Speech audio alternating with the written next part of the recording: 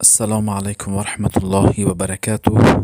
برنامه ما برنامه رمضانی است که بهترین هدیه برای آمده رمضان حدیث هایی که متعلق به رمضان است بر شما عزیزان پیشنهاد میکنیم که پیامبر صلی الله علیه و سلم فرمودند، حدیث در بخاری است: لا يتقدمن احدكم رمضان بصوم يوم او يومين الا ان يكون رجل كان يصوم صومه فليصم ذلك اليوم.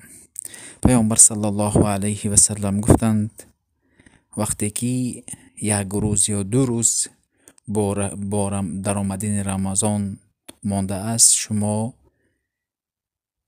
پیش از در آمدن رمضان یک روز یا دو روز روزه نگیرید به پیشوازی رمضان،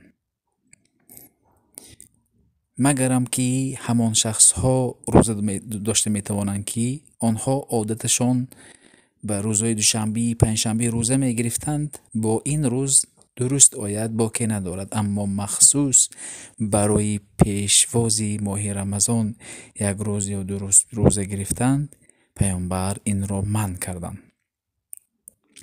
لا يتقدمن احدكم رمضان بصوم يوم او يومين.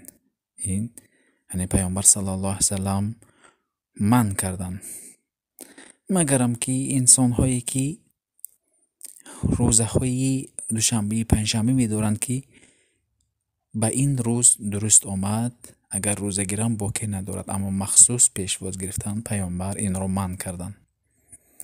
امیدوارم که شما به این تطبیق این حدیث کوشش میکنید. السلام علیکم و رحمت الله و برکاته.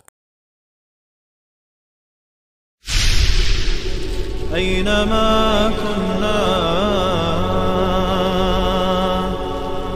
أينما